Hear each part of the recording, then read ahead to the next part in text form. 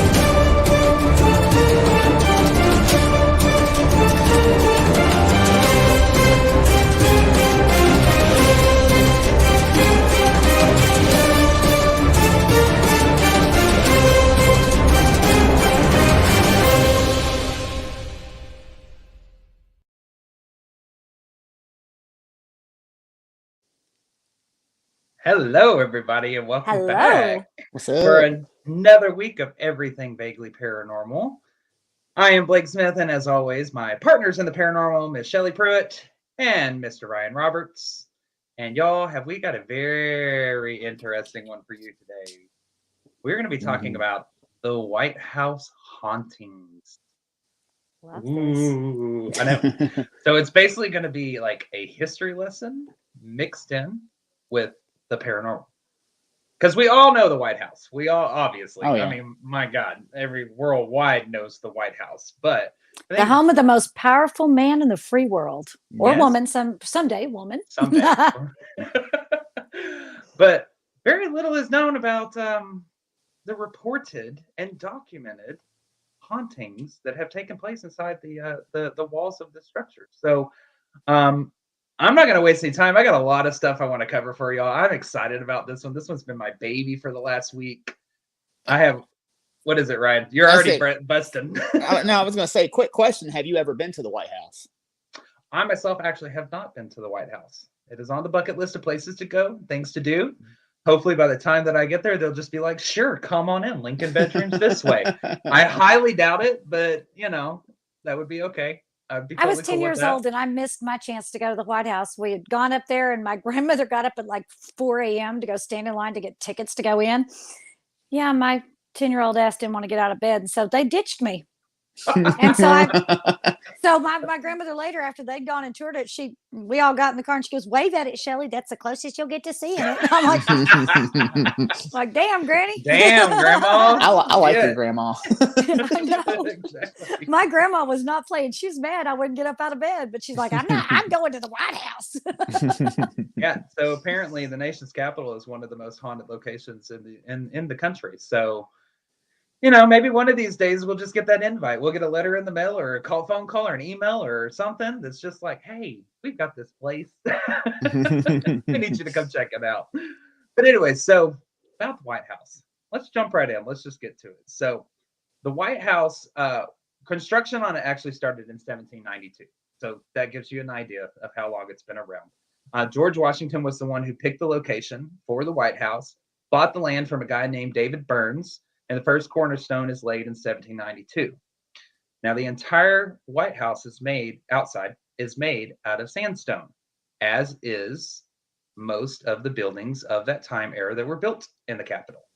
Mm-hmm. Now, we know as paranormal investigators, one thing about sandstone is the stone tape theory, which literally means that energy can basically be stored up in these objects that are stone and stuff like that. And under the right circumstances, when the environment is correct, they can be replayed and present as a haunting.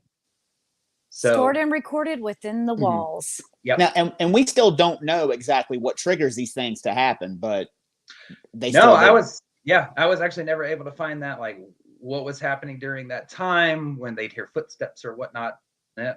Have no idea what causes the replay of these hauntings, but they happen every administration. So, and a couple of things. Okay, so this is actually the first design of the White House way back when. And a couple of things happen in its history prior to, I guess you could say, letting the evil inside, quote unquote. I don't know, whatever you want to call it. In 1814, it actually burns because the British Army set it ablaze. That's the whole story that you hear of Dolly Madison saving George Washington's painting and all of that stuff. The White House actually burned. After that, in 1841, William Henry Harrison, the 9th president, dies inside the White House, or inside the walls of the White House. And 1842, First Lady Letitia, I have a hard time saying that name, I'm sorry, Letitia Tyler also passes away inside the White House. And shortly after that, the next president, Zachary Taylor, passes away inside the White House as well. So already, before we even get to the juicy stuff, we've got a building made of sandstone.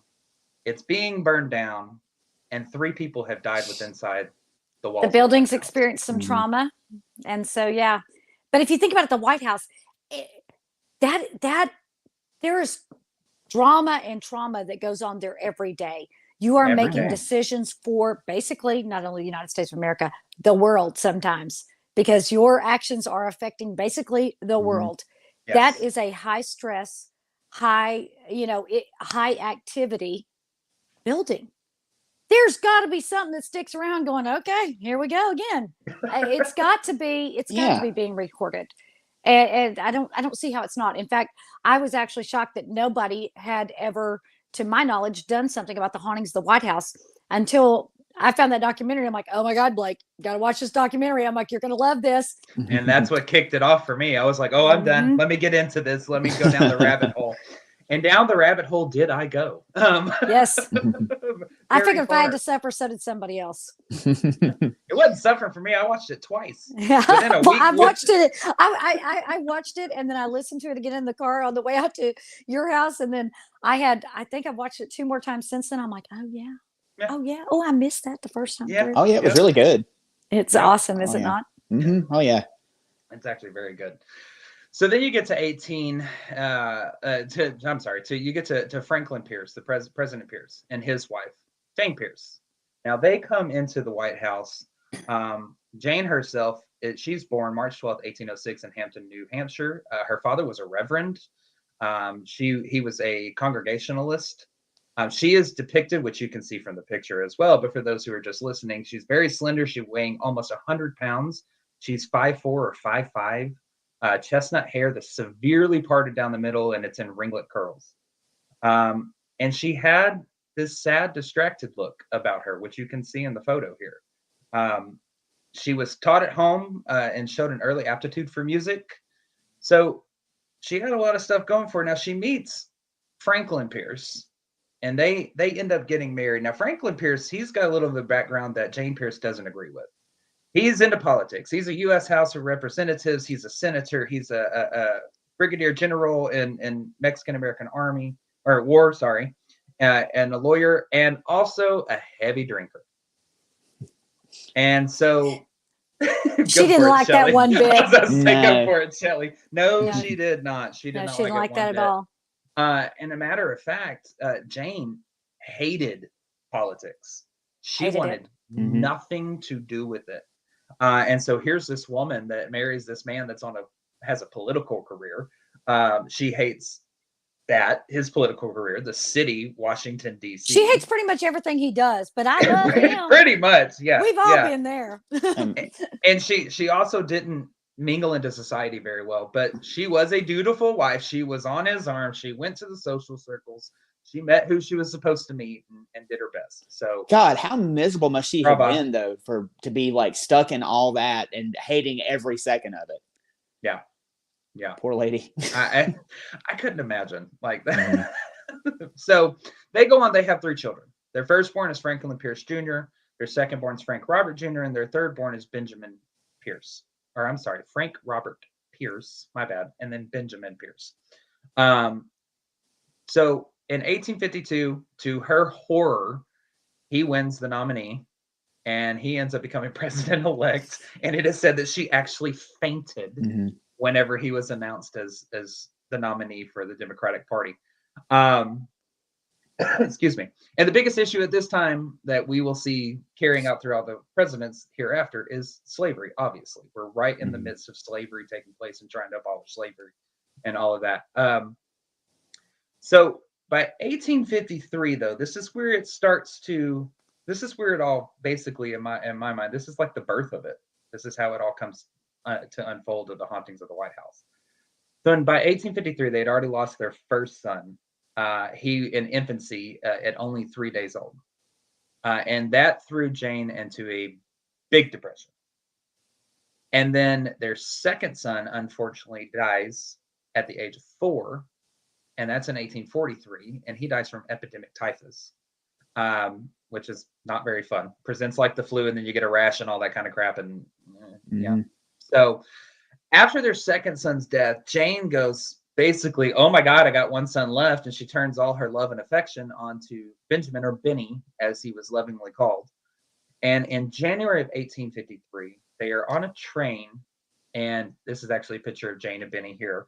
They are on a train traveling around Andover and Lawrence, Massachusetts, when all of a sudden the train derails, flips on its side, slides down an embankment. Franklin Pierce grabs for his wife. He attempts to grab for his son. His son is just out of reach. He can't get a hold of him. And unfortunately, young Benny Pierce is struck in the face. His skull is crushed, and he's killed instantly. And they see his body in the rubble. They try and go, to wake him up to move him. Obviously, he didn't survive the crash. I think one of the worst things that I read about that too is like when they did find him, his cap was covering his face. So they were like, "Oh, thank God he's okay." And then when they go to check him out, he's really not. That's a story that I had come across, but I couldn't quite find the documentation for the truth behind it. So I didn't want to allude to any of the lore or legend behind it. Just the fact that he was tragically and unfortunately their last son was killed in this train wreck. While Pierce was campaigning, the thing that his wife hated the most. God. Don't you think that some conversations were pretty difficult in that house after that? I can imagine. Excuse me. And of course, this again sends Jane into a deep depression. And she blames this on God's will, and basically said it was to keep President Pierce from being distracted while he is president, and that it was also that he broke his promise to her that he wouldn't go back to politics, because he had a little bit of a break there, but he ended up going back, and that's how he ended up becoming president. And so his inauguration in March of 1853 is one of the most sobering, is what they described it as, is because the whole nation knew he had just lost his son. His wife is not there, and yet he's having to swear in his inauguration. As a matter of fact, I think that I had found and read that he didn't even swear in on a Bible. He refused to, because he had lost his son at that point. So he gets inaugurated. They're in the White House at this point, and Jane becomes known as the Phantom of the White House. And she wore all black. She would lock herself in her room for weeks on end. She would never come out. I mean, I think I would too, honestly. She broke. She did. She was broken. Yeah. She was the original goth. God, Brian. Okay, so moving past that. No, just kidding. So basically how all this begins is in, like, with the hauntings and stuff, it's in January of 1853. Jane begins writing these letters, or as some of you describe it, one long heartfelt letter to her son. Jesus. Saying things like, one of them reads, "My precious child, I must write to you, although you're never to see it or know it. How I long to see you and say something to you as if you were near. Had you but been within your father's reach, or your reach of your dear father, a moment changed my dear boy's bright form into a lifeless one, insensible to your parents' agony. So she's having this struggle within her about her religion, basically being like, it's God's will. He doesn't want distraction, blah, blah, blah, all this stuff. And then at the other hand, she's a mother.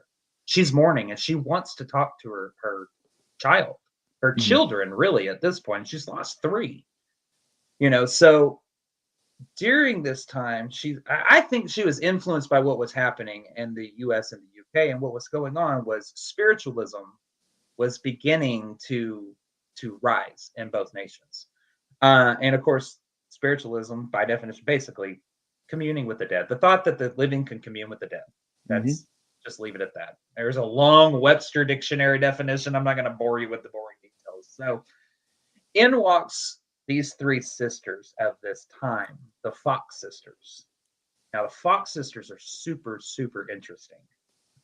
You have Leah, Katie, and Margareta, I believe is how to pronounce it, but she went by Maggie. Maggie. Yeah, let's call her Maggie. That's that's what we're gonna call her. Easier. So these 3 sisters were somewhat of, I guess you could call them trendsetters for the spiritualism movement, or spiritualist movement, whatever you want to call it. They claimed to be able to speak to the dead through a series of knocks or raps, quote unquote, RAPS, in a circle around a table, which we all know would basically later become a seance. Seance. And that term actually did not exist until the sisters started doing this. So they were having this phenomena basically happen in their house in Hydesville, New York. And by knocks, 1 for yes, 2 for no, they were able to get answers for what they were experiencing within their home. So there's how your paranormal origin is, people. Every time you ask for a knock, you can say thank you to the Fox sisters. Because that was them. They were the documented ones doing that. So there's your little paranormal history. Yeah. And again, they were the first ones to hold seances. Of course, they called them, circles. Just circles, right? They called them circles at that point. And basically they would all, it's kind of along the lines of table tipping, if you will, without the tipping, so to speak. You sit around in a circle around a table, you place your hands lightly up on the table, as you can see depicted in the picture here. And they would ask questions of like, we are attempting to speak with the spirit of Benjamin Pierce, knock 1 for yes if he is here, knock 2 for no. And they would get a response. Byproducts of some of the stuff that they did, Ouija boards, paranormal investigations, obviously. We can thank them for what we are lovingly doing right now. Seances, spiritual photography. So when we capture something, we'd be like, hey, Fox sisters would be proud. Yes, they would, because ours wouldn't be fake. Sorry, Yeah. did I say that out loud? Thank you, Fox sisters. Yeah. So the Fox sisters. I couldn't resist. Go ahead. No, you're good, because we'll get to that. I'm channeling Harry Houdini right now. Harry Houdini did not like them. No, he hated them. And that's what I was going to say. The one problem that I do see with the circle around the table and everything and the knocks is, couldn't one of them just like hit the table with their knee to make the knock sound if they wanted to? So we'll go ahead and we'll cover the rest of them real quick. It's very brief. Okay. So basically what ends up happening later on in the years, and I believe it's 1858 if I remember correctly, 2 of the sisters, and it is let me think, Katie and Maggie, I believe, are having a quarrel with Leah. And basically the 2 of them come forward, Katie and Maggie do, and they go, hey, guess what? We made the whole thing up. We are fraudsters. We use our knuckles, we use our knees, we use our toes to make the rapping, or, the pop noises, the knocks, whatever. And in front of 2,000 people in an auditorium, doctors actually confirm that this is true, that they are the ones creating the noises and that they are in fact frauds.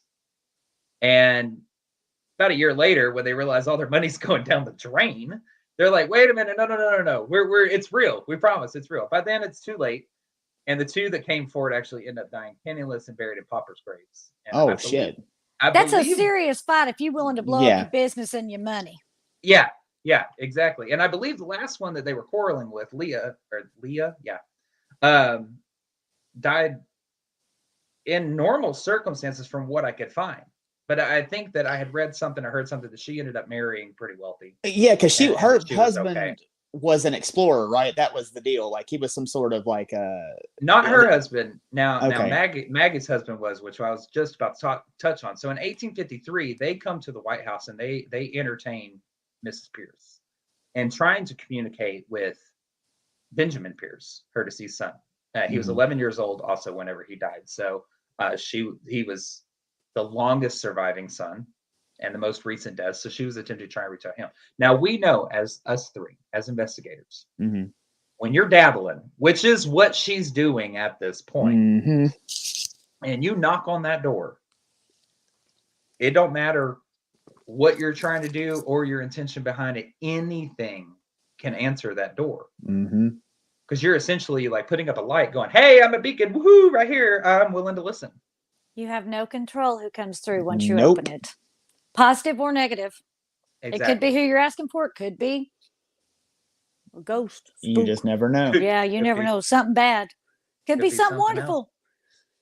It's kind of like wondering on Christmas morning if you've been a good kid or not. You're really hoping that stocking's got presents instead of coal. Yeah. You're literally turning the roulette wheel when you do it. Yes, you are. So so after, from what I could understand, a couple of these seances taking place in the White House, Maggie's husband, Elijah Kane, who is the Arctic explorer, writes her and says, look, you've done enough of these. Please stop. I'm worried about you. I'm worried about what you're doing. You need to quit. And by then, Mrs. Pierce believes that whatever is happening is working.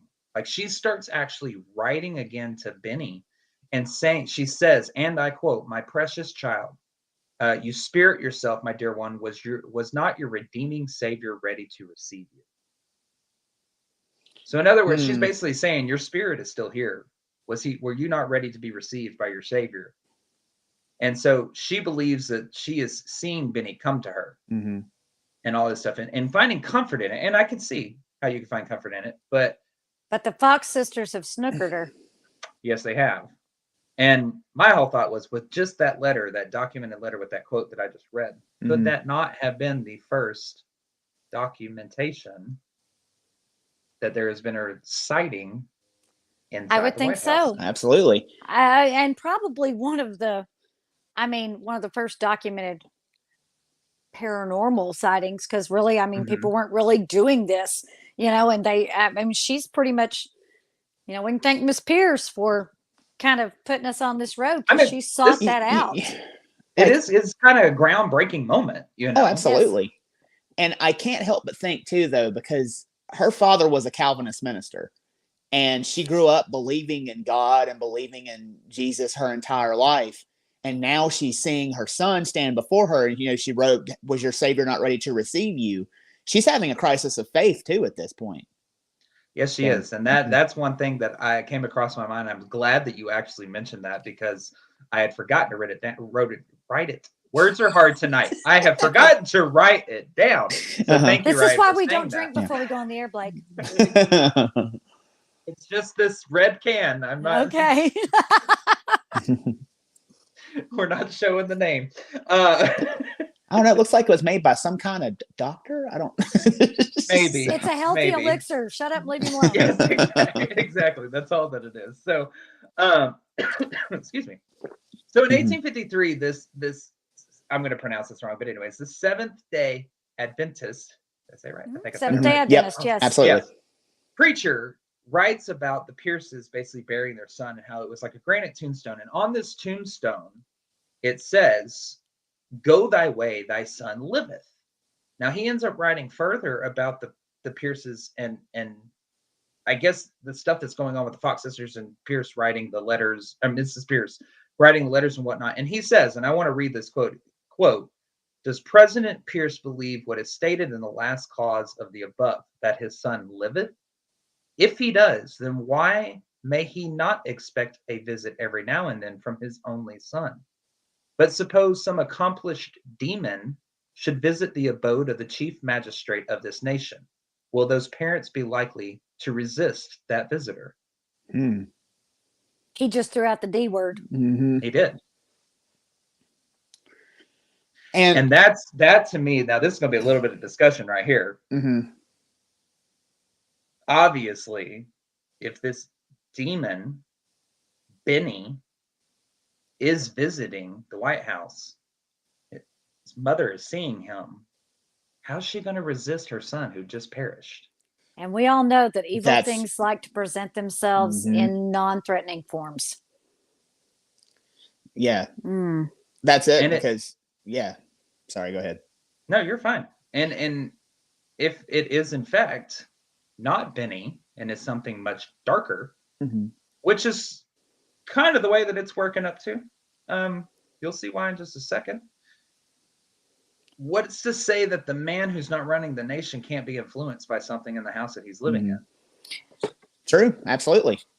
You know for a fact that the person that you share a bed with has the most influence over you than anybody else in your life, be it a spouse, a girlfriend, boyfriend. They have the most influence over your daily life. And, you know, we all kind of believe that, you know, that darkness and that evil, it goes after whoever it thinks it can prey on, whoever it feels is weak, whoever it feels it can take advantage of. And if it is something demonic, and again, we don't use the word demonic lightly, what a perfect way to get in and influence someone powerful. You present yourself to their significant other in the form of something they can't resist, which is an innocent child that they long for.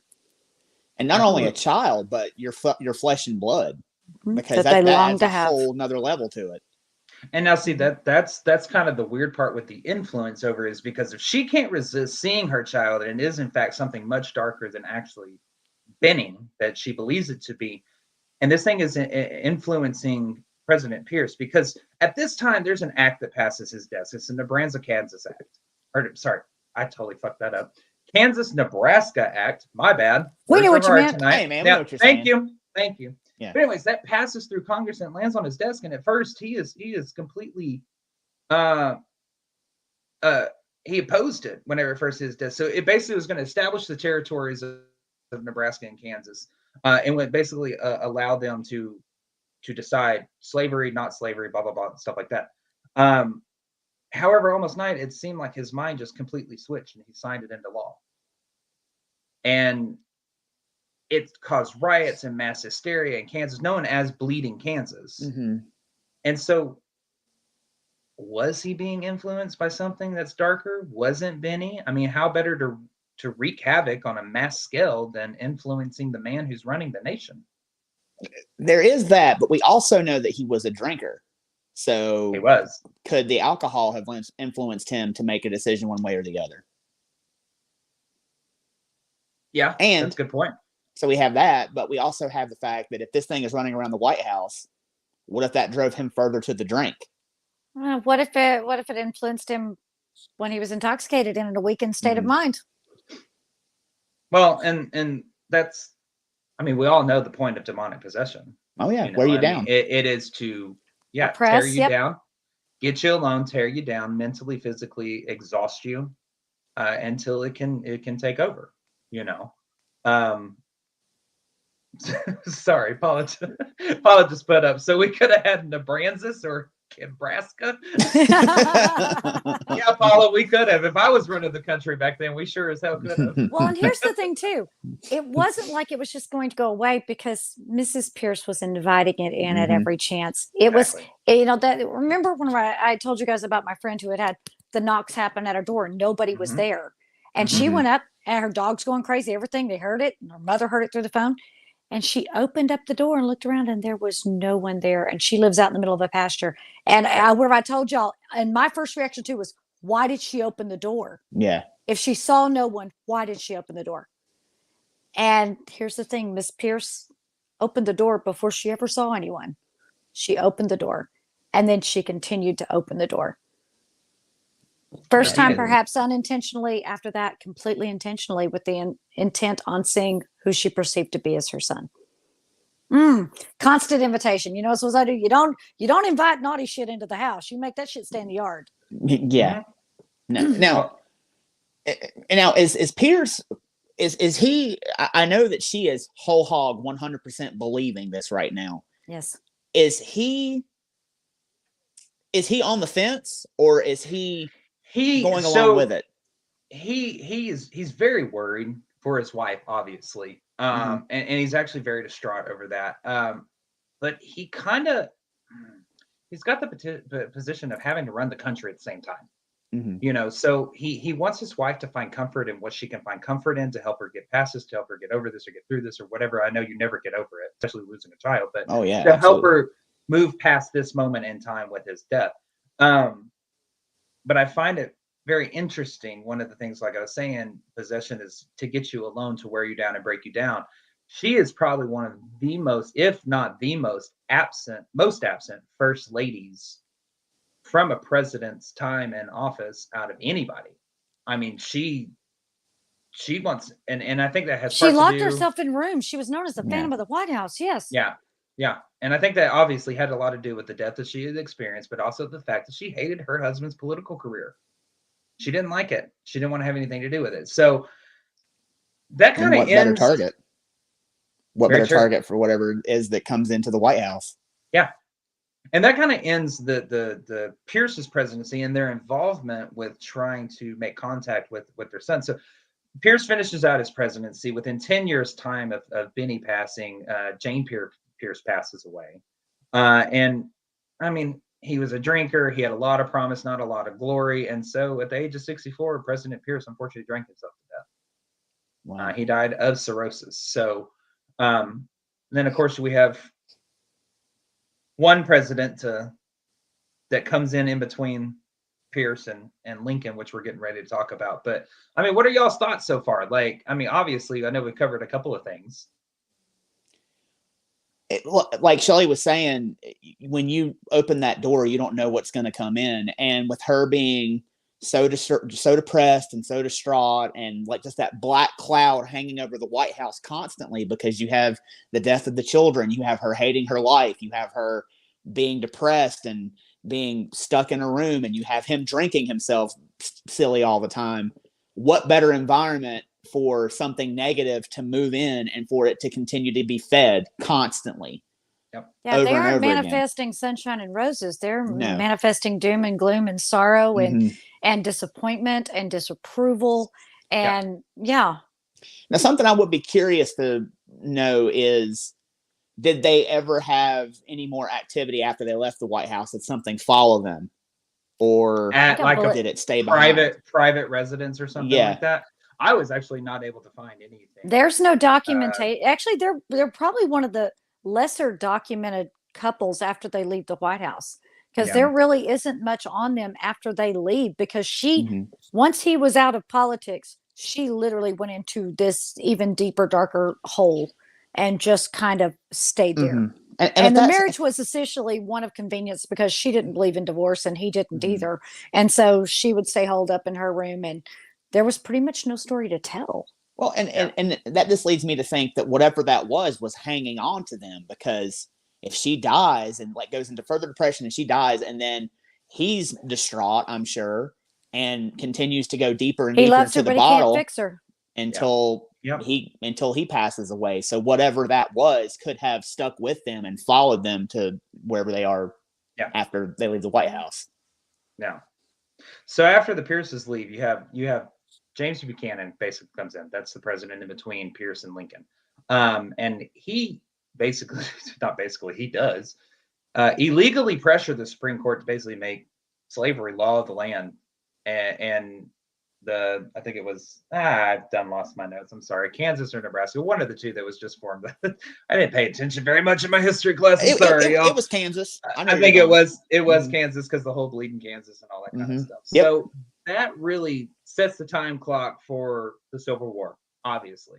And by that time, we have this next president that's coming in, which is President Lincoln. I mean, I know I ain't got to show a picture of him, but I'm going to show a picture of him. I mean, this is probably the most revered president in the entire history of the country.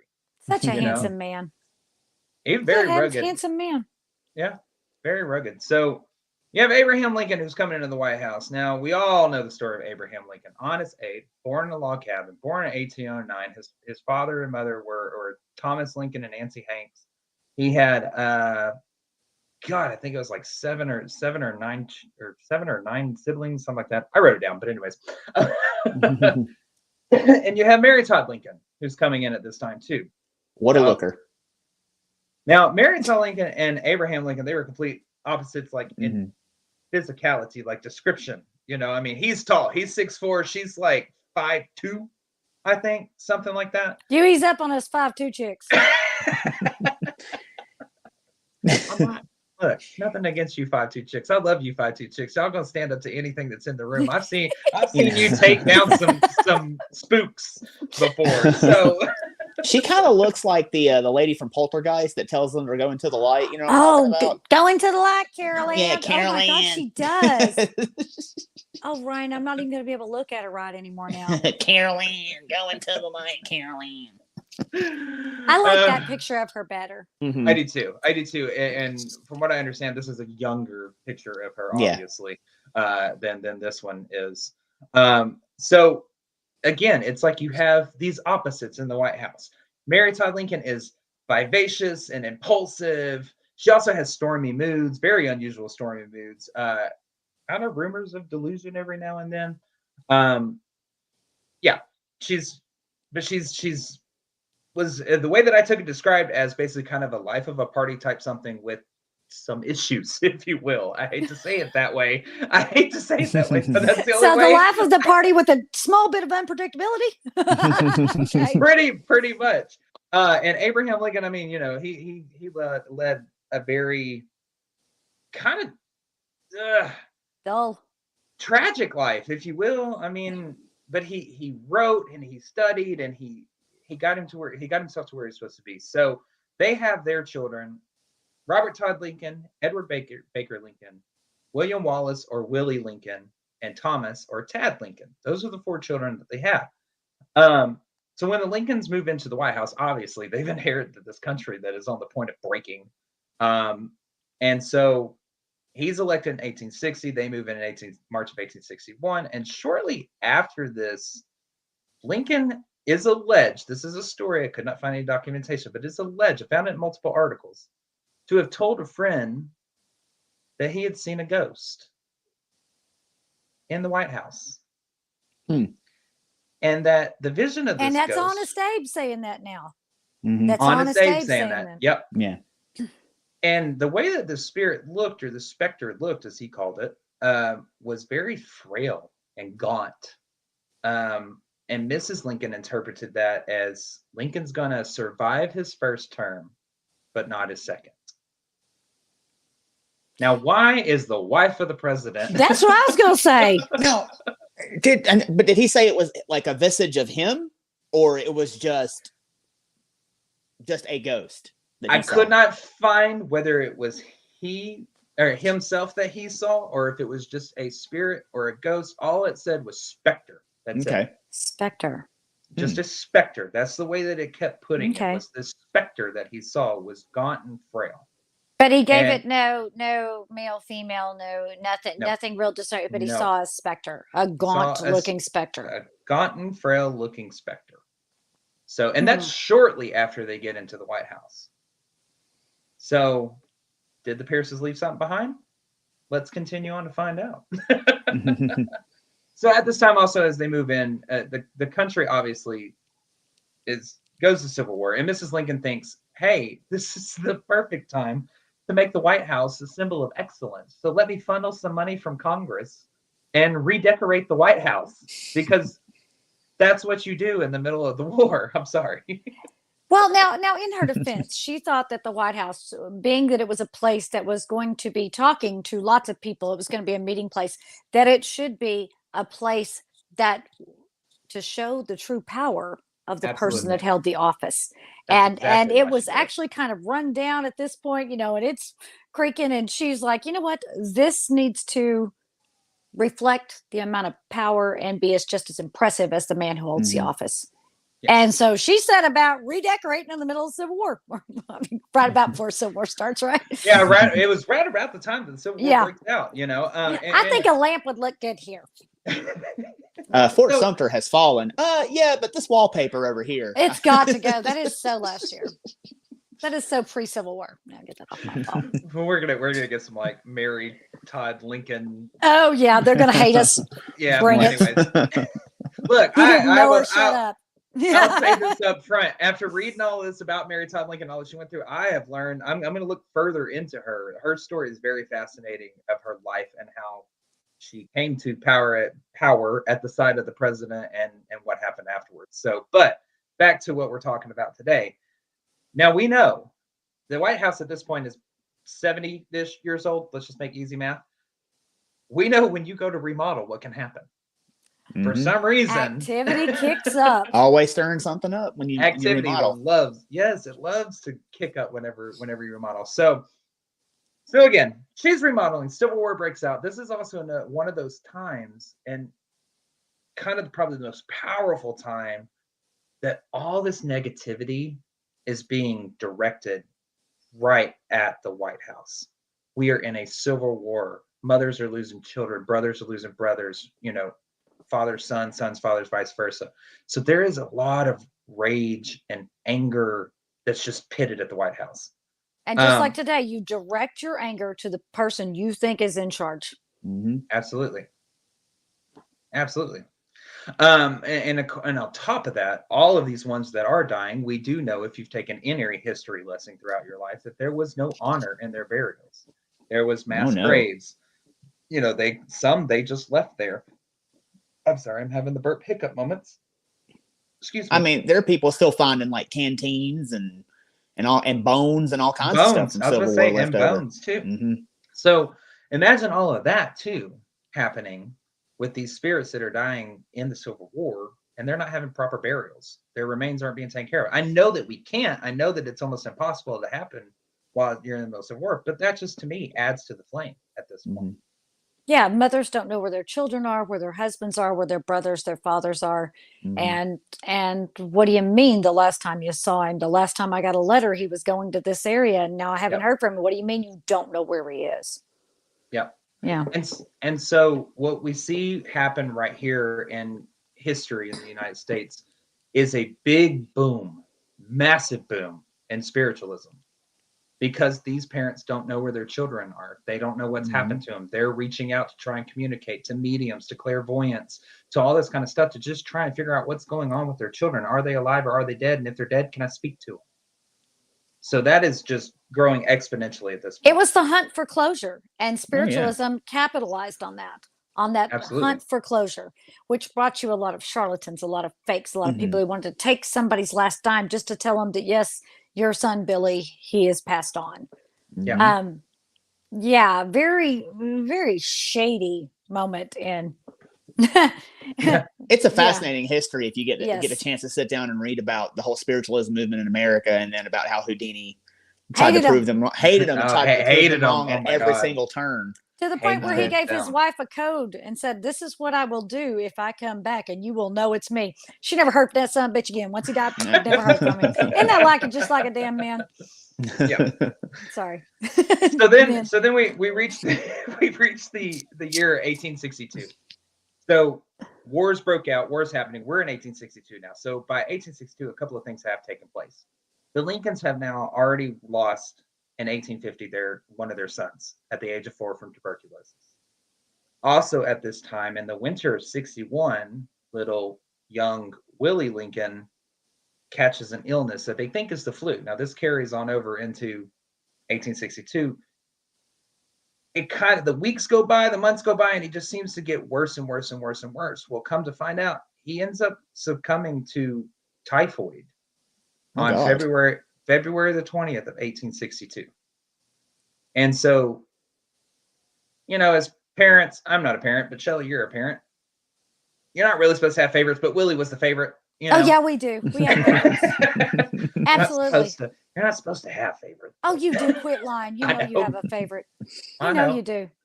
Ryan, Sweet Melissa has a favorite. You ever ask her which one you are, if you're the favorite or not? Sweet Melissa, if you're watching, you tell us who's the favorite. Look at me stirring up some shit right here. I don't have to ask. I know. I can tell you, I was not the favorite. I was not the favorite. In fact, once my son was born, my brother, who was the favorite, was real pissed off he wasn't the favorite no more. So that's why I'm like, I don't have to ask. I know who the favorite is. My sister. Yeah, there you go. Anyway, So of course, again, we have this first lady and mother who is devastated. The loss of a child. It sends her into a deep depression. But also at this time, she's receiving no sympathy from anybody because everybody's basically like, okay, you lost a son. Guess what? We lost two. And we've I lost lost my half father. of our family. Yeah. Mhm. And so really it's kind of like the country does not care at this point that she's lost a son. They're pissed off about the They war. see it So as, that's kind of her punishment for being so Yeah. flippant and redecorating while their yes. children are dying in muddy fields. Yeah. And so Lincoln ends up becoming frustrated this time with all the people who are trying to console him, being basically like, Willie's in heaven. He's in a better place. He just didn't want to hear it. It was what it was. The only thing that was pretty moving to him was he did receive a letter from Franklin Pierce about the death of his son. That basically says the impulses to write you the moment I heard of your great domestic affliction was very strong, but it brought back the crushing sorrow which befell me just before I came to Washington in 1853. And he goes on to say, I realize how vain it would be to suggest such sources of consolation. And there can only be but one refuge in such an hour, but one remedy for smitten hearts, which is to trust in him who doeth all things well and leave the rest to, quote, time comforter and only healer when the heart hath broke. So he really understood, obviously. I mean, he's lost a son himself. He was president as well. He's really kind of the only person in the country at this point that can literally understand Lincoln's position. Knows exactly how Lincoln feels. And he's pretty much like, if you need anything, I'm here. But if not, I completely get it. Yeah, because he does sign. He says, I am very truly your friend, Franklin Pierce. And it's a moving letter. It's a lot longer than that. It's very kind. Very, very kind. So Franklin Pierce wasn't a bad man. He was genuinely trying to give comfort to someone who had lost a child just as he had. Correct. But what kind of is weird to me right here, and this is a great place to kind of talk about with Franklin Pierce and Lincoln, is the similarities between their circumstances. You have both their presidents, but one's president-elect, one's president. Let's set that record straight. One's not in office yet, but he does lose a son. His son's 11 years old. The other one is president. President Lincoln loses a son. His son is 11 years old. In both instances, you have a wife that is far more into wanting to connect the spiritualism and a husband who just wants their wife comforted. Doesn't care which way or the other, but just wants their wife comforted. So in saying that, Mary Lincoln became obviously inconsolable, and she starts reaching out to anybody in the spiritualist community. She turned heavily to spiritualism, so much that she started, I don't know if she could lasso mediums and clairvoyants back then and, rope them in or whatnot. But if they claimed to be able to speak to the dead, she was talking to them. And which one of these would not have gone and done a command performance for the First Lady of the White House? Oh, God. Yeah. Are you kidding me? Yeah, yes. To be able to say, oh, yes, I served the First Lady. Oh, my God. Oh, yeah. Business through the roof. Prices go up. Yeah. Yeah. So the first one she reaches out to is the Lorries. Now, this is Cranston Lorry, his wife, Margaret, and their daughter, Belle. They're all claimed to be basically spiritual advisors. And later on in life, they claim to be spiritual advisors to the Lincoln family. Mrs. Lincoln would go to their house. I mean, we're talking week after week after week, day after day after day, to attempt to try these seances and attempt to try to reach her son. So again, dabbling, knocking at the door, wanting to have answers. No idea what the hell's going to answer. Lincoln is said to have attended these as well. Now, there is letters written by some of the other children of the Lorries that say, yeah, Lincoln was at my house. This is what happened, that corroborate what other of his siblings have told as well. But in attendance at one of their meetings, Mrs. Lincoln takes a liking and meets Nettie Colburn Maynard. She is also a medium and clairvoyant. Excuse me. And she is actually the first one to host a seance inside the White House that Lincoln is actually present at, that he sits down and he is there for. He had accepted books and letters and stuff like that and read things about spiritualists and whatnot, but he never really became a believer. He wasn't a follower of it. Yeah. He tolerated it. He tolerated it because it was something his wife felt like she needed to do. Mm-hmm. That's exactly it. And all of these seances would take place in the Crimson Room, or what's known the Red Room now. And again, like you said, he never disparaged her from doing this because he cared deeply about her mental well-being. Yes, and trying to get past this moment and whatnot. So one of the things that I found super interesting was, so what would happen is Lincolns would go over to the Laurie's house, okay? And Belle Laurie, the daughter, is said to have the gift of physical movement. And this is described by Nettie Maynard in one of her. Yes, I got the gift of physical movement too. Look. Oh, you went somewhere. Oh, the gift of telekinesis. I got it. She said she could move crap with her mind. I'm with you. No, I see. I started laughing because you went a direction I did not go in. I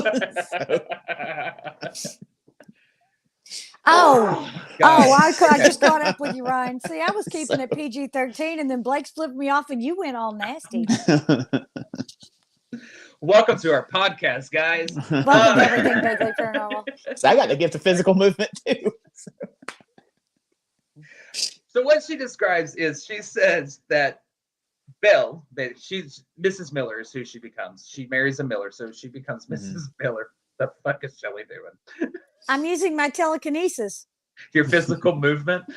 But anyways, she seats herself and she says, and I quote, under control at the double grand piano at one side of the room, seemingly awaiting somebody. Mrs. Lincoln, it says, Mrs. Lincoln was talking with us in a pleasant strain. This is a quote from her memoir. With a pleasant strain, when suddenly Mrs. Miller's hands fell upon the keys with a force that betokened a master hand, and the strains of a grand march filled the room. So she doesn't know how to play the piano, but all of a sudden she's... Yes, she does. She is practicing at night alone. Allegedly. That line, bitch. So what happens when she starts playing the piano is that the piano starts to rise and fall with the beat of the music. And we're talking a double grand piano. Freaking huge. Yeah, she couldn't have lifted that with her toes. So she is said to have put her hand like underneath, let me get on camera, underneath the piano itself and hold her hand there. And Lincoln, President Lincoln, being present in one of these meetings, places his hand on top of hers. And the piano begins to rise and fall. And that's to prove that she herself is not pressing the piano. I'm sorry, I don't care. I couldn't lift a double grand piano, I can tell you that. No. So Lincoln, in all his infinite wisdom up here, says, I bet we can hold this down. And he and two other gentlemen sit on this piano. And Mrs. Miller continues to play it, and the piano continues to fall or to rise and fall with the beat. Quick question. Does this happen at the White House or at their house? This happens in many places. This happens at their house. This happens at White House. This happens at different locations as well. It is not just their house. It happens at multiple locations. I'm suspicious. And it said that Lincoln was said, and he's quoted as saying that he had looked over the piano to see if it was any trick or anything like that, and he could not find anything. Yeah, David Copperfield make you think he can walk through the Berlin Wall too, but I don't believe that shit either. I don't know. Like how was she doing? See that's I don't know, because it happened in multiple places, and I know. So, and this was on different people's pianos that we know of. Yes, this wasn't okay. It was not just their how pianos. Was she doing different it? People's pianos. I don't know. I know there's got to be a trick, but I don't know how she's doing it. Oh, I'm sure that there is. Oh man, pretty sure that there is. Yeah. Or maybe she really does. I don't know. I've seen some weird shit, but I ain't ever seen anybody make a piano rise and fall to the tempo. I haven't either. But if you can do that, please let us. We'd love to see it. Yeah, please send us a video. We want to see. No. Invite me over. No, invite me over so I can. Yeah, that too. Exactly. That too. So, at the same time as all of this is going, I'm letting y'all kind of understand the people that Mrs. Lincoln is bringing into the White House. These damn circus spiritualists and mediums and stuff like that. There is another one. that she does take a very strong liking to. He is one that ends up becoming a regular visitor at the White House for Miss Lincoln over and over and over again. He ended up working his way through social circles, and his name is strictly all I could find was Colchester of Georgetown. That was it. Now, this man is a shiesty son of a bitch. Mm-hmm. First off, his description, he's English. Oh, yeah. Well, you know how we feel about them. Continue on with your story. That's why in my head I went, he's English, pause for dramatic effect. And he's described as red-faced and blue-eyed with a large mustache, okay? Okay. He's a con man. Straight up a con man. Now, this is one that actually President Lincoln takes an infatuation to as well, because what he could do was different than the other ones. He could actually make sounds appear on opposite sides of the room somehow, or as if they were coming from opposite sides of the room. So Lincoln thinking, I want to figure out what the fuck is going on with this guy, basically. He asked Colchester to submit to an examination by the Secretary of Smithsonian Institution, Joseph Henry. And he said, this is Joseph Henry here. I could not find a picture of Colchester. I'd show him to you, but unfortunately.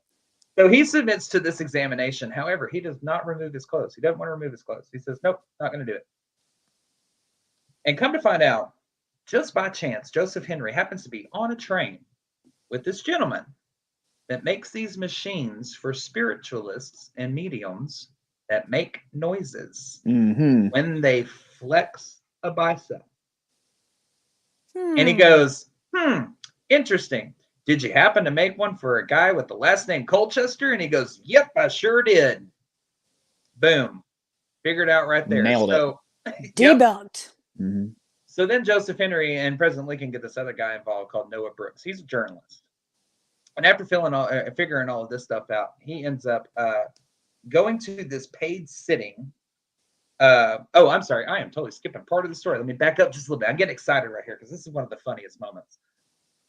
After they find out about the machine on the bicep, Joseph Henry comes back and basically Colchester is found out to be a fraud. So he goes to Mrs. Lincoln and he decides he's going to blackmail her. He's going to go, look, I want a War Department railroad pass, which is not a big deal, but during this time, railroads are being used to transport, army men and supplies and all that kind of stuff. So the railroads was severely limited to civilian travel. He says, and if you don't give me one of those, I'm going to let everybody know about all your little secrets that you've been telling me on all these little sit-ins that we've been having together. This was before the FBI was around, right? Because Hoover would have handled his ass. No shit. So Mrs. Lincoln calls upon, that's how Noah Brooks gets involved. My bad. Now we're back on track. That's how Noah Brooks gets involved. He's a close friend, and she basically says, handle it. And so he goes to this other wealthy individual's house, pays $1, which that's a lot of money. Yeah, that's good money in early 1860s. Pays $1 to go to this sitting with Colchester there. Colchester brings their band. They're sitting around the table. He lays out all these instruments, and he dims the lights. And all of a sudden, they hear drumming start happening. And Noah Brooks knows what the hell's happening. So what does he do? He reaches across the table, and he grabs for that drumming noise. And what does he hit? By God, a hand. What do you know? And he yells out, strike a light. And they strike a light. Yeah, that's how far we've come. Not turn on the light, strike a light. So they strike a light, and what is he holding? But Colchester's hand, who is still holding onto the drum. What does Colchester do? Bashes him over the forehead with it and runs out the room. Isn't that what you're supposed to do if you get caught? Just hit somebody and run? Colchester is literally like Snidely Whiplash, like the villain from Damn. Yeah. I like this Noah Brooks guy because he's kind of like a unofficial enforcer, and he's like now he's like a bloodhound on a hunt. He's going after him. And he does. He goes after him, and he tells Colchester, he goes, look, basically, I don't know who the hell you think that you are. Do one of these. Come here, let me talk to you. Pretty much. He's like, I don't know who the hell you think you are, but if you're going to blackmail the first lady and you're going to do what you said, I'm going to beat you within an inch of your freaking life. It's either that or you get out of town. And so Colchester hightails it out of town. So he goes on to his, nefarious ways and goes on to do his stuff. But the one thing that he did say As he did tell President Lincoln at one time, he said, "I am fearful of your assassination." That probably is something you shouldn't say to a president. Yeah. No, because we do know what happens in 1865, obviously, at Ford's Theater. President Lincoln is assassinated. But before we touch on that real quick, there is one interesting concept here. There is one more medium that comes into play here, and his name is John Conklin.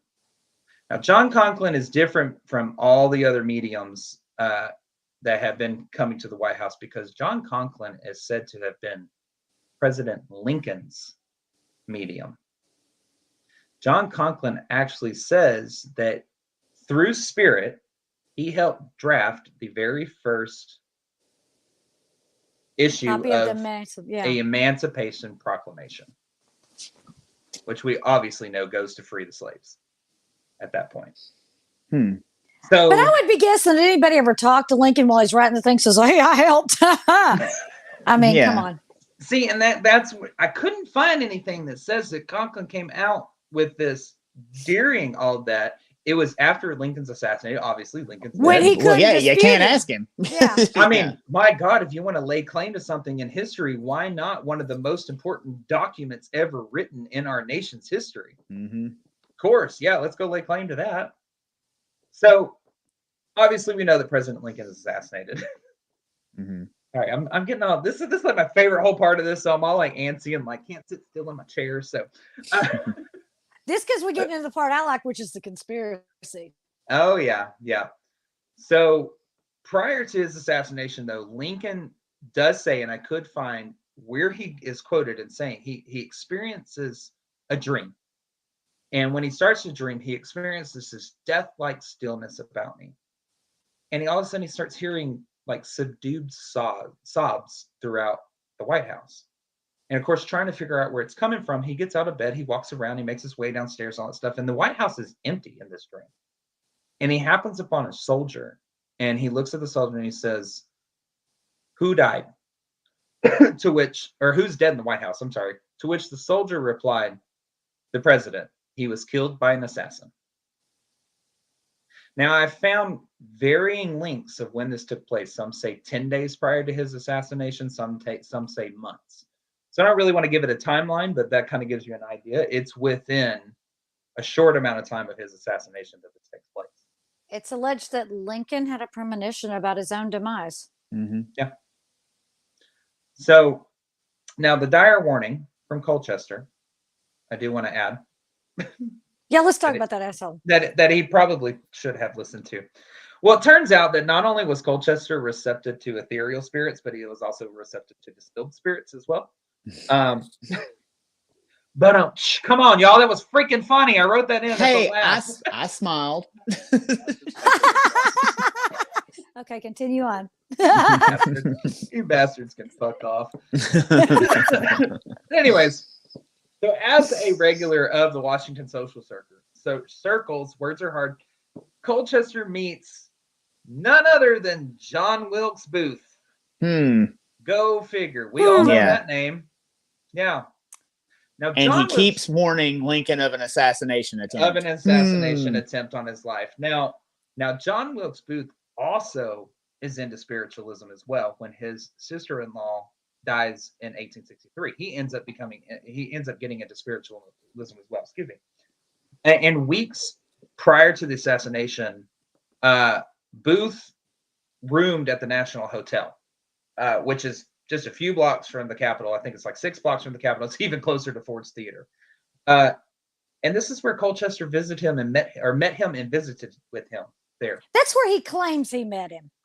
That's where he claims he met him. I guess we should say that. Allegedly, yeah, that's where he alleges that he met him and that he had only known him a very short time. Yes. Bullshit. Exactly. Excuse me.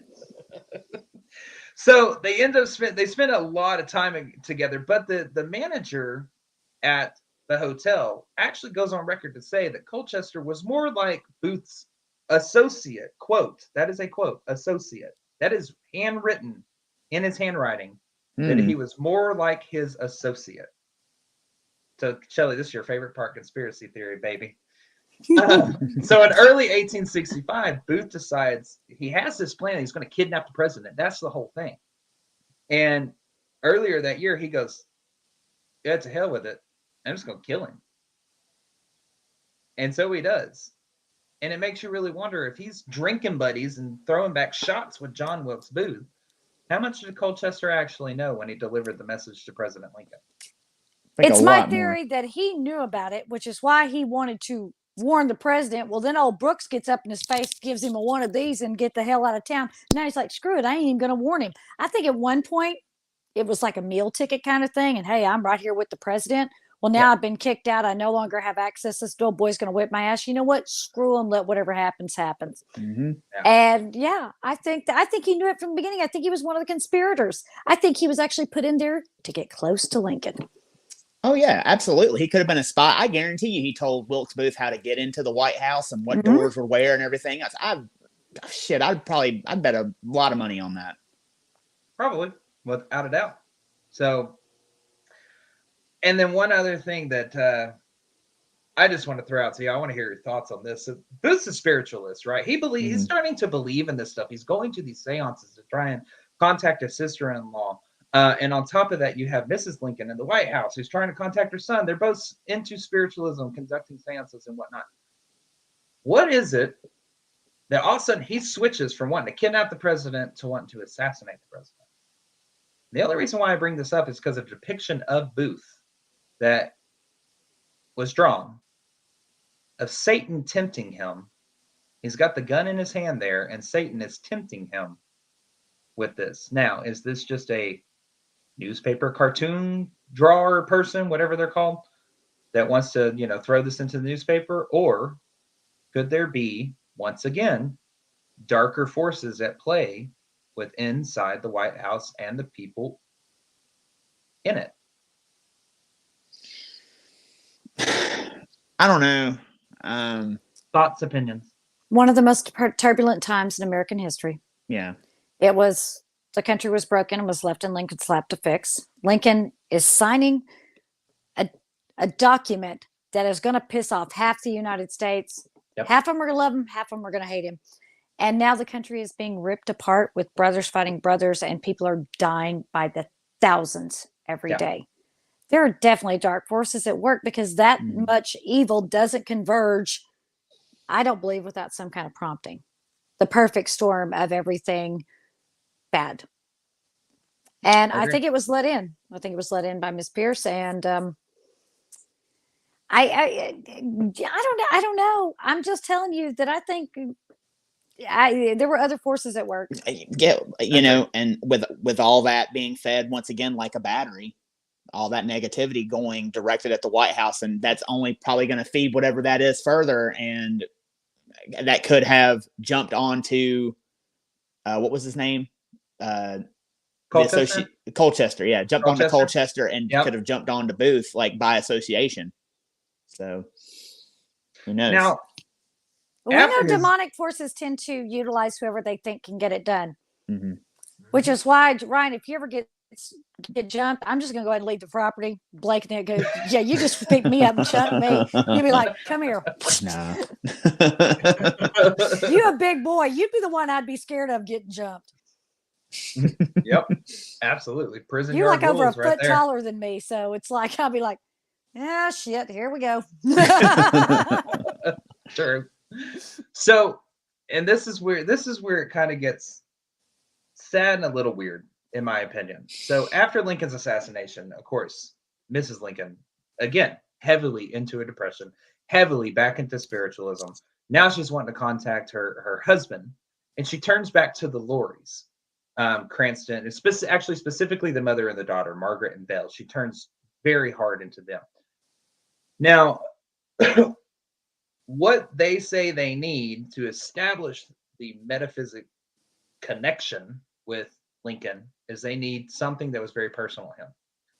So Mrs. Lincoln actually orders, prior to burial, a lock of hair to be cut from his head, closest to the bullet wound that they possibly could, to be given to Margaret and Belle. The only reason why I bring this up is because to me that's it. You walk in some you going into the dark alleys. That's going Yeah, towards that's starting. blood magic is where Yeah. I'm seeing, That's- because it's close to the bullet wound. It's going to have blood on it. Yeah, that's getting into the left-hand path on that. Yeah.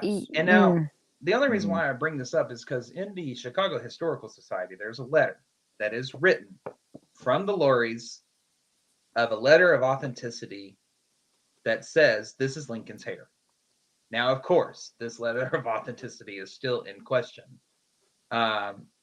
considering some of the things that came out later against the Lauries about trickster stuff and whatnot. So, you know, you ruined your reputation. Did this really happen? Type situation. So, she's also at this time visited. I guess the word gets out. Hey, Mrs. Lincoln's, she's into spiritualism. So, like, all these people flood into the White House. Basically, females do. A lot of female mediums flood into the White House. Of course, they're giving her all these different messages, false messages from her husband beyond the grave and all this stuff. And finally, her oldest son, Robert, comes in and basically is like, everybody get the hell out. Get out of here. So he runs them off. They end up moving out of the White House. And Mary's life after she herself leaves the White House is just tragic. And she believed that Lincoln's estate would actually never be settled and she was going to die penniless. That was her thing. So at one point, she ended up trying to sell her entire wardrobe. She wrote to a friend and told the friend she wasn't a spiritualist, but she did believe that the loved ones who had parted could contact the living, the ones that were still here on this side. Where it turns completely south for her was in 1871. Her youngest son, Tad, or Thomas, he goes by Tad, dies of an unknown illness at 18 years old. So again, you have another president and first lady who lose 3 sons, and all prematurely, So from 1871 to 1872, now she's like, let's kick it into high gear because I got 3 dead sons and a dead husband that I can talk to. So let's go find some people. I know that sounds morbid and horrible, but that's kind of what she does. She spends the next couple of weeks traveling all around New York. She travels all up to like Eastern Seaboard. She meets with all these different people. And so she finally comes across a guy who I'm sure that y'all have probably heard of, William Mumler, who was very well known back in that day for delivering what he called his famous spiritual photography, which we all know is a hoax and a fraud now, where he would superimpose deceased loved one's picture.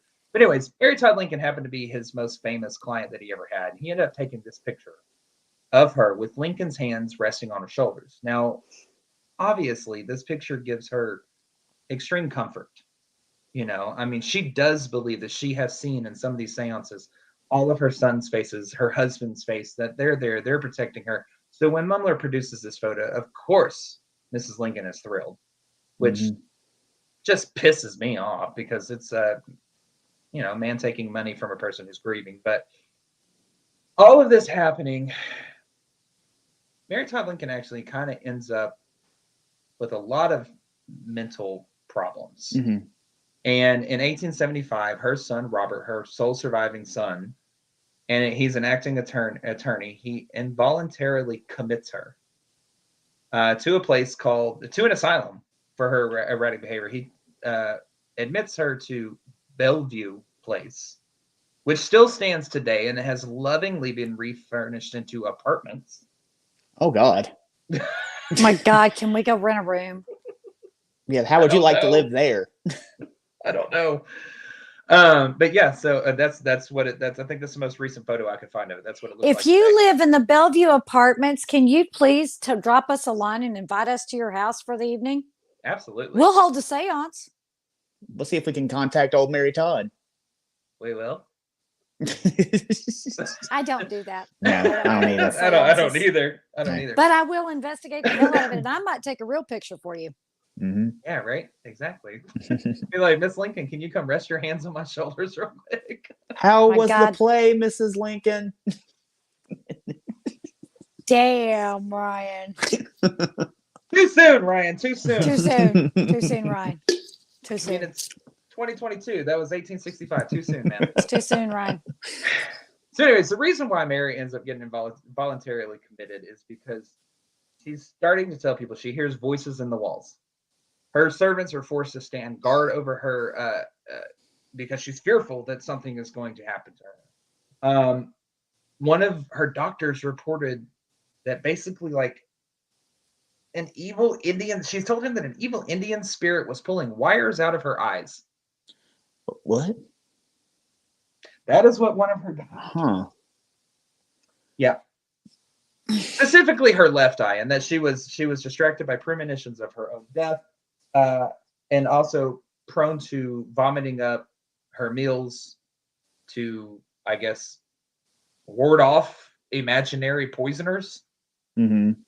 It's just a lot of stuff that is happening. One of the hotel managers she's staying at says that she showed up in the elevator almost half naked, claiming that the town was being engulfed by flames. It just really, after reading it, go ahead, Ryan. I would say you have a woman who is absolutely grief-stricken for a majority of her life, it seems like. Yeah. And you know as well as I do, people who are going through bouts of extreme grief, it does a number on your mind and your body, your psyche, everything. So it stands to reason, if we are still going on the fact that there's something in the White House that is haunting the White House, that is making negative things happen, she's already weak as it is. Like, absolutely, she's been run down. And whatever this is could be playing upon her senses. And I know that there is a big, there's like, you know, especially in the paranormal and medical community, there's a big delineation, like what is mental illness and what is demonic possession. Yes. And I think in her case, it could be a bit of column A and a bit of column B. So, yeah, it's because that's what I was going to say, that many historians have attributed to a lot that what she was going through to PTSD, bipolar disorder. Some have even said possible syphilis as well, a brain tumor. Oh, wow. The list kind of goes on and on and on. But also you kind of have to look, it's just like you said, column A, column B. You have to look at it as us as paranormal investigators and researchers, kind of what was happening in the White House and the stuff and the things that she was dabbling in. Why couldn't it be column B? You know, like you were saying. You know, well, and unlike Mrs. Pierce was always kind of sullen and withdrawn, but Mary Todd Lincoln was the life of the party, and suddenly she was the shut-in, the introvert, and fearful, and you know, and thank God I don't know what it is to have somebody shot right in front of me, but yeah that's got to mess you up. Oh yeah. But your inherent personality is still your personality, and at some point you evolve, maybe not back to exactly how it was, but your personality doesn't just disappear because of traumatic things. Right. It may be more muted or more tamped down, but it doesn't just disappear. And it seems like her personality went from, it did a 180. Yeah, it completely turned around, completely changed. Yeah. Yeah. So she ends up, just kind of wrap up, I just wanted to talk about her because hers was probably the most documented after leaving the White House. Kind of like the question you had earlier about the Pierces. What happened after they left the White House? Hers is the most documented that I was able to find. I mean, obviously, besides modern first ladies and presidents and such. She is declared competent again in 1876. She moves in with her sister, and at that point, she ends up slipping and falling and lapses into a coma, ends up passing away on July 16th of 1882. This is the weird part. Exactly 11 years after the death of her youngest son. Tad, correct. Like, who died in the minute? She slips and falls. He dies July 15th of 1871. She slips and falls and lapses into a coma on July 15th of 1882, and passes away on July 16th of 1882. Wow. So exactly 11 years after his death. That's the weird part with me. What the hell is with the number 11? Yeah, it keeps coming up, doesn't it? Benny Pierce, Willie Lincoln, Mrs. Lincoln. What the shit, you know? So I don't know. I was not able to delve into the significance of the number 11 or anything like that. I had enough information here. That might be a side gig, but yeah, I did find it. Yeah, we got a few more write down. presidents to get here through here. Yeah, don't we? I know. Yes, we do. So we end up after the Lincolns move out of the White House. You have a couple of stuff that happens. You have a few deaths, the first ladies, the presidents being assassinated, wars breaking out, stuff like that. You get to the Tafts. Now, the Tafts move in, and there is a gentleman on Taft's staff that, sorry, that's weird to say. The staff of Taft. The staff of Taft. There's a gentleman. His name is Archibald Butt. Okay? He looks like an Archie Butt. So his name is Archibald Butt. Now, Archibald Butt is a military. Brian's suddenly a 12-year-old boy. Never going to get through this segment. Yes, you are. Just give me a sec. Okay, I'm good. He's a military aide and somewhat of a personal secretary to President Taft. Now, he hears about this stuff that is happening in the White House, these claims, these paranormal claims, this entity that they call the Thing. Mm-hmm. That's it. That they call the Thing. So, like I said, by July of 1911, this has gotten around to him that this is happening. And he decides, you know what? I'm going to Did you say 1911? 1911, yeah. There it is again. There's your 11 again. Yeah, mm-hmm. I didn't even catch that. But anyway, that's what you have me for. July of 1911. Yeah, it gets to him that all this crap's happening. So he's like, you know what? I'm gonna investigate the son of a bitch, and he does. He talks to different staff members, housekeepers, who reported him of feeling a slight pressure on their shoulder, like a little kid is like leaning over you, and that's really about it. And then it's like a tap. You'll feel a tap too. Now there was one maid who was said to have saw the spirit. Her name was Marsh. That's all I was able to find. She was First Lady Helen Taft's personal maid. She said she felt the pressure. She turned around, and what she saw was a young boy with light, unkempt hair and sad blue eyes, and reported him to be about 14 or 15 years old. Now, Archie Butt writes to his sister-in-law and basically is kind of musing about it. He's like, I wonder who that could be, 14, 15-year-old kid. But the thing is that he even says to his sister-in-law, Willie was 11. And when you're in that age range between 11 and 14 and 15, I mean, there's a lot of growth and a lot of things changing and all that kind of stuff. You probably tell the difference between an 11-year-old and a 14 to 15-year-old. And this just further lends to the theory of what's there, because you've got something that is presenting itself as a child again. Yes. Mm-hmm. Again. And what I found weird was the letter he wrote to his sister-in-law starts out, "My dear Clara, it seems the White House is haunted." He is the first one to actually write it down that it is actually haunted. But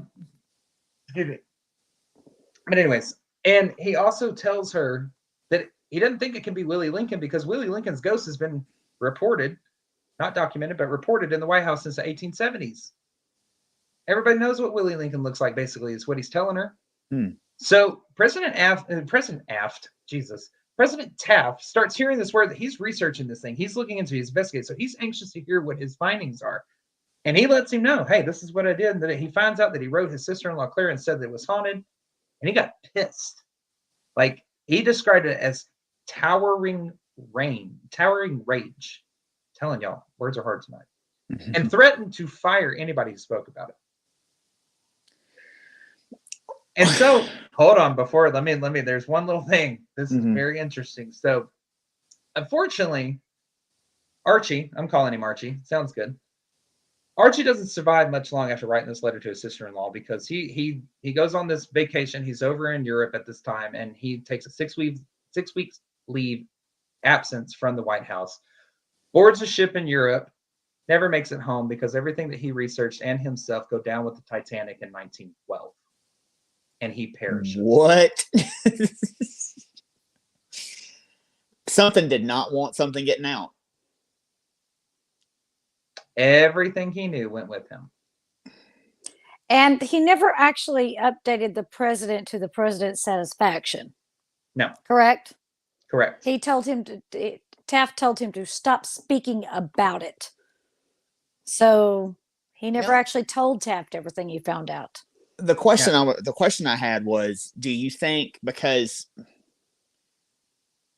you know, growing up around older people, who, you know, the older generation, it was kind of taboo to talk about this sort of stuff.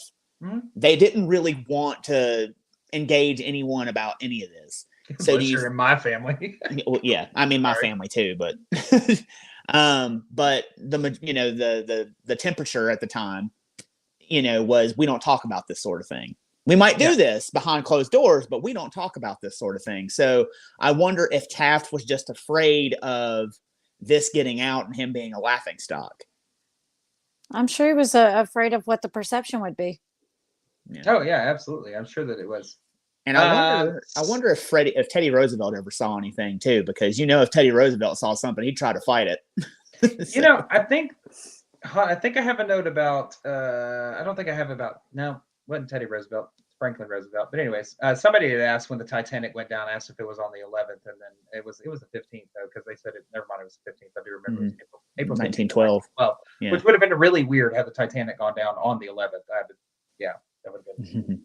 We would have been having a whole other podcast episode over the number 11. Anyways, so that's all that they are able to find out, and the Tafts move out. The thing, nothing else happens with it. So after that, you have World War I breaking out. First Lady Ellen Wilson, she passes away in the White House. World War II breaks out, and a couple of non-key players, that's what I'll call them. Charles Ross, President Truman's press secretary, passes away at his desk from coronary occlusion, and Margaret Wallace, First Lady Bess Truman's mother, passes away inside the walls as well. Now, she's the last one to actually have passed inside the walls of the White House. Then you get to the Trumans. Now, Truman, aka Shelley's relative. My relative. I like him. He believed in ghosts and believed in whipping ass and dropping bombs. Yes, he did. Yes, he did. Yes, he did. Yes, he did. So President Truman comes into the White House. Like we got these schnozzes. We got the same schnoz. So President Truman comes into the White House, and again, like you just said, Shelley, he is the one that brings about the atomic bomb, which is mass destruction like the world has ever seen. He's like, the hell with it, drop it. The buck stops here. I made the call. Yep. He's like, listen, you mother effers.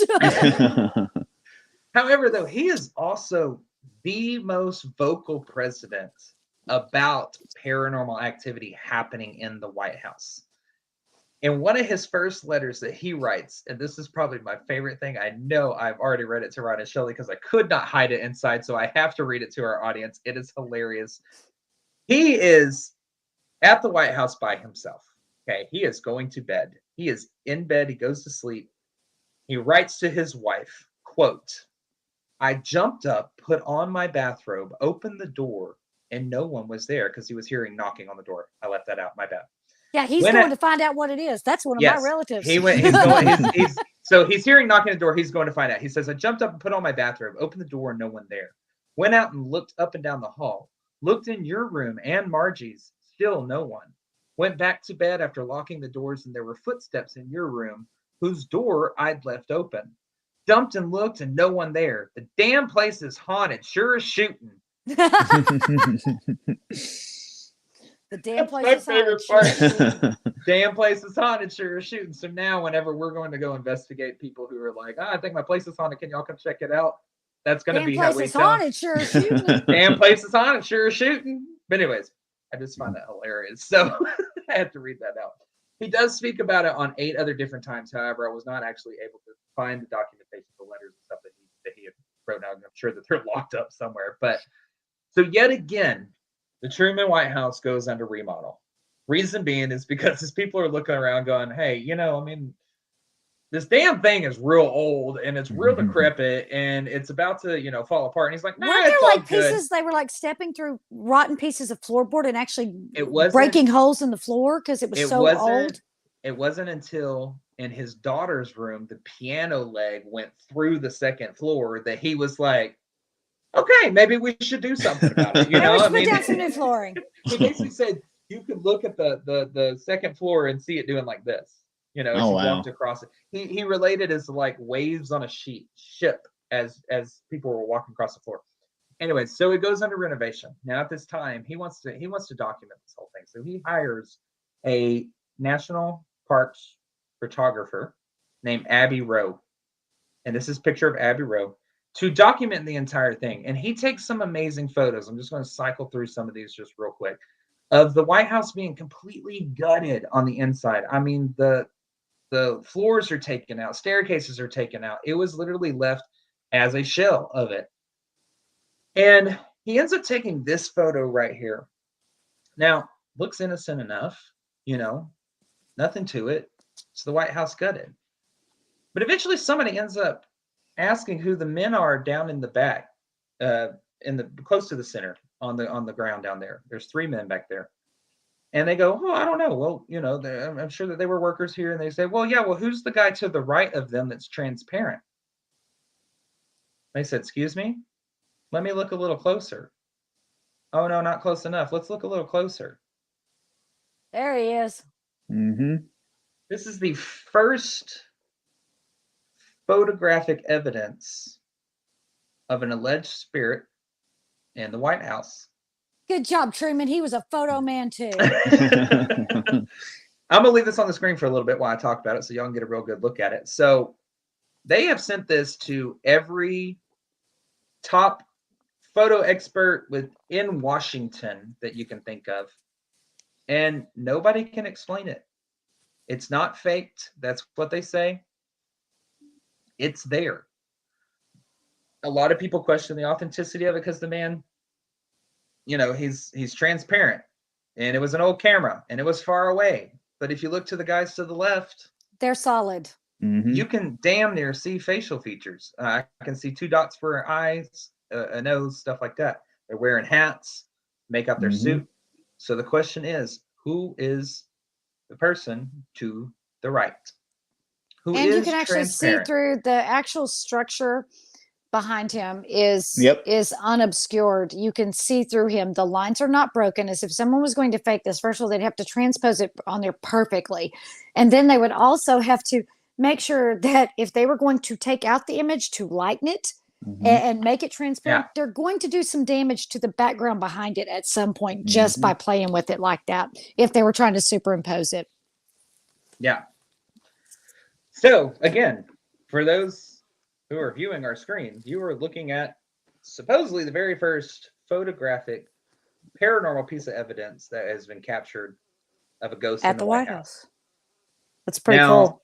It is pretty cool. Now, what's even more cool, I think, cooler, interesting, I don't know, is that where this spirit is standing, or where this apparition is standing, is directly below the Lincoln bedroom.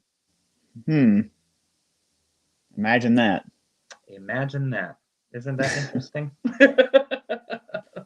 So, and then after that, you get to the Kennedys. Kennedys, to me, the only reason why I bring these up is it's kind of like the past repeating itself, so to speak, in my mind. We all know what happens with Kennedy. Kennedy, again, is assassinated. But the synchronicities between him and President Lincoln have been published since shortly after his assassination. And the list, to me, has always been very interesting, saying things that, both lost a child in the White House. Both are shot in the head. Both fall into their wife's lap. What Mrs. Lincoln was wearing back then, the ball gown, would have been our day's pink dress. Lincoln elected to Congress in 1846, JFK in 1946. Lincoln to the presidency in 1860, JFK to 1960. Now, I understand that has to do with terms, and every 4 years and stuff like that. So that could just be somewhat of a coincidence, but both were particularly concerned with civil rights. Both were shot on a Friday. I mean, it starts to line up, That's just the synchronicities behind it are just really weird to me. Both had vice presidents with the last name Johnson. Both vice presidents were Southerners, which, again, could be coincidence because you kind of want to pick somebody, your running mate from a different part of the country. You had the vice presidents being born in 1808 and 1908.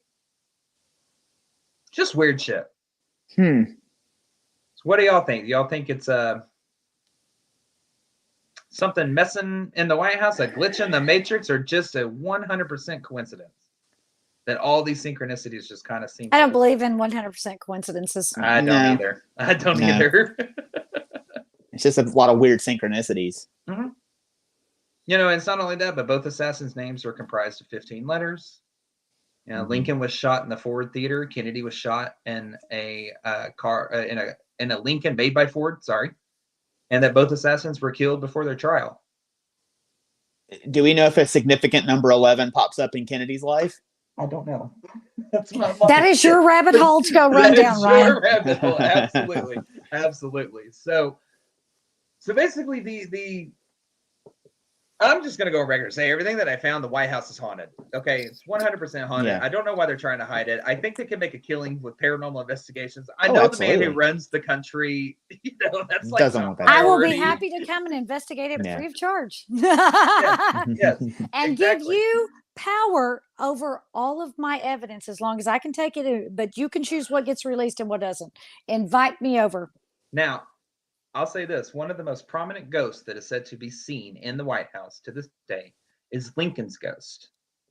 Lincoln's ghost, I'm just going to name off and tell you about a couple of the instances that were actually reported. Lincoln's ghost has been seen by Grace Coolidge, President Coolidge's wife, Teddy Roosevelt, there you go, Theodore Roosevelt. I knew he was on here somewhere. He was have reported to seen as specter, as he called it, of Lincoln. Ronald Reagan's daughter, Maureen, has said to have seen him. A number of staff on Franklin Roosevelt's administration. Queen Wilhelmina of the Netherlands has actually said that she has seen him. Now, hers is very interesting. She said she was staying in the Lincoln bedroom, heard the footsteps outside of the bedroom, and a knock. She answered the door, only to see Lincoln standing there in frock coat and top hat right in front of her. And she said she instantly fainted. Which I would have too.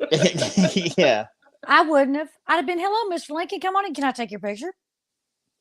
Funny that you say that. Who's messing with me? Yeah, funny that you say that. That would be your reaction, because the next person on my list actually is Prime Minister Winston Churchill. That's Ryan, my dude. Ryan, you actually know the story very well, so I'm gonna let you. What happened with Winston Churchill?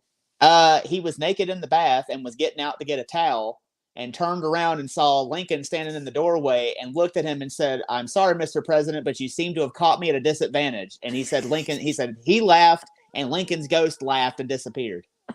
I love that. That is my kind of dude right there. Just kind of like, what are you going to do? You didn't see me. So, and then, of course, a number of people have said that they've heard his footsteps and stuff like that, seen him sitting in random chairs. These are all just staff members. And Blake, not just people, the animals in the White House. Animals too. Yep. I believe it was Reagan that had a dog that would sit outside the Lincoln bedroom and just bark and howl, but refused to go in the room. And who else had a puppy dog that wouldn't go in there either? Eleanor Roosevelt said that their dog would also bark randomly at the Lincoln bedroom and would not enter it as well. And that's weird to me, because you have from Roosevelt to Reagan. I mean, that's some good years in between. And you have two dogs acting the exact behaving same. Similarly, yes. So now a lot of people have asked me that I talked to them. I told them that we were, doing all of this stuff and looking into the White House hauntings. They're like, well, do you think it's still haunted? Okay, number one, once haunted, in my eyes, always haunted. Unless they cross over and you help them go away, no, they're still there. So, and just to give those people a few pieces of documentation here. Jenna Bush, I think we all remember her whenever she was the former first daughter in the White House. She is quoted on the Kelly Clarkson show, and I'll just go ahead and just read this whole thing to y'all. As Kelly Clarkson's asked her, she said, so that White House is haunted. Jenna Bush says, true.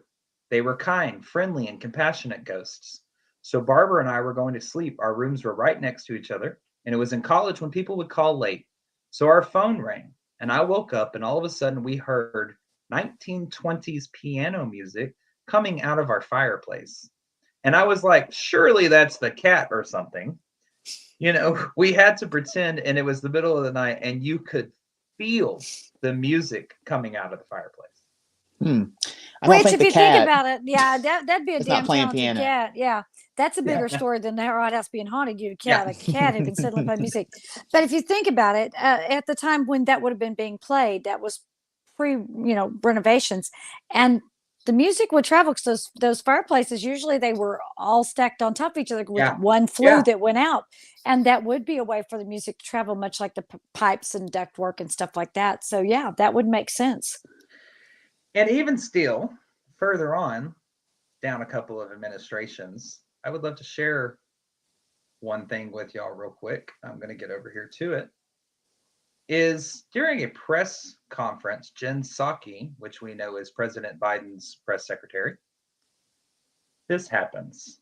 Is providing information, transparent information to the public to make clear what the benefit. Have no fear. The ceiling is not falling that I'm aware of. Okay. Okay. Hopefully it's an old building. One, maybe Lincoln's ghost. That's quite something. Maybe it is. Maybe it's Lincoln's ghost. She is clearly flustered at whatever it and is. it freaked her out too. because that door allegedly just swung open and nobody was near it. Yeah. So, is it still happening today? I think that answers your question. believe that Michelle Obama made a reference to the building being haunted as well. She did to a group of school children. The Reagans, of course, had made reference to it being haunted. I don't recall the Carters ever making a reference to it being haunted, but that wouldn't. I mean, as religious of a man as Jimmy Carter is, I think if there was some tomfoolery going on there, Jimmy Carter would have mentioned it. But just because I haven't heard of it doesn't mean it's not there. I'm sure there is some reference to it somewhere. So, yeah. Well, and think about this too. I don't think they will go on record and admit that it's ever haunted. No. At least not in our lifetime, because think about how long Truman it's taking did. them. Well, Truman did. Yeah. Truman's like, well, in letters, but like make an official statement, like, this is, you've heard the stories. This is because think about how. I mean, they're just now talking about how UFOs are real. Again, the perception. That has been going on for a long, long time. And they're just now coming around and being like, okay, they're real. We have all this documentation on it. So I don't think that they'll ever say that the White House is haunted. A, because of that. B, because there might be some people who are religious that they don't want to make upset. So I think for a long time. And then you get into the question of what is it? In my opinion, this is just my opinion. Nobody else's, not even the other two that are on the screen. In my opinion, I think that it was something that was let in unintentionally because of the anguish and grief of two former first ladies trying to reach out to their children. I think they didn't know what they were doing and they were dabbling, and I think they knocked, and I don't think that it was their sons that answered. And I think that whatever it was has hung around. And that is my opinion on why they'll never come out with it, because if it is something that is darker, could influence, how scary is it that it can influence the man who has the nuclear codes? That's the scary part. So that's why I think they're going to be very tight-lipped about it, in my opinion. But they got some kind of footage. Because that place is. They have to. They have to. They got Ghost TV running all like crazy through this. Yes. I'm sorry. And I don't think anybody's heard us call it Ghost TV. Ghost TV is security footage that we just like to sit there and watch and see if we can see anything. And I promise you, if you are ever investigating a location and there are cameras up in every single room, Ghost TV is the best show ever. Oh my God. Because you can sit in one spot and you can watch 10 different rooms at the same time. And wherever you can see something going through one and into the other, you're like, holy crap. And you can't get away from it. You're like, I really should go investigate. I kind of paid to be here, but Ghost TV is so good. Yep. Very true. They got Ghost TV everywhere. That's what I want to do. I want to be one of the dudes who watches Ghost TV all day in the White House. Yeah, exactly. They see some shit. Oh, they have. Hold on. One of our viewers who says it seems Rosalind Carter was gardening and looked up to see someone in a window. There you go. I was almost sure there had been somebody from the Carters, and Rosalind. Yeah.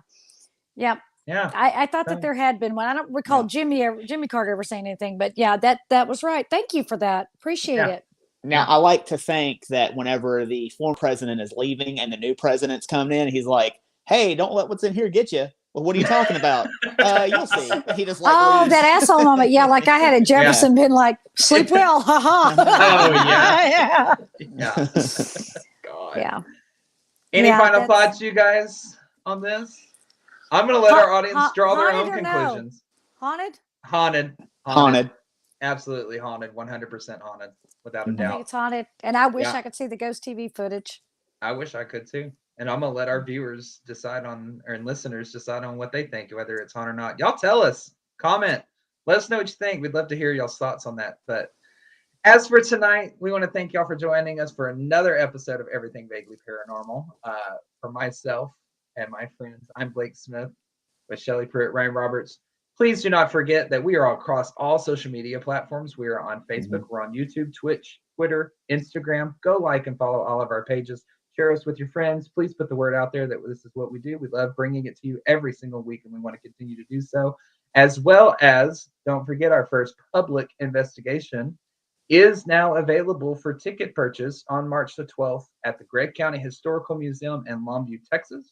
You can find that on the Eventbrite website, or you can go to our Facebook and click on one of our posts. We posted across social media, so come join us on one of our investigations. You've been dying to, but Shelly, tell them how else they can find us. Oh my God, y'all can subscribe to our Patreon account. Okay, just to find out what made my son go, God, mom, no, God, mom. Yeah, that's on there. If you want to know what we talk about while the cameras are technically off, what y'all don't get to see, we behave on here. You'll find out. We put it up there. There's 30 minutes prior to this actual weekly podcast that you're not getting to see. That is a Patreon exclusive content, as well as many other things. Go to our Patreon, check it out. I'm really embarrassed about some of the crap I've said on there. I'm just going to say it now. We have different tiers and different lists that you can be a part of, get you different kind of goodies and all that kind of stuff. And you get to see more of us and our faces. So, and Ryan, I know you always have something for them. I say also go rate and review us on iTunes, and you can also rate and review us on Spotify now. So go do that as well, because the more you rate and review us, the more we get seen and the better content we can bring you. They rate us higher if you say Ryan is sexy. You know it's true. I don't know if that's true or not, but we're going to roll with it. It's the damn truth. Okay, good. You see this? And on that note, no, I was kidding.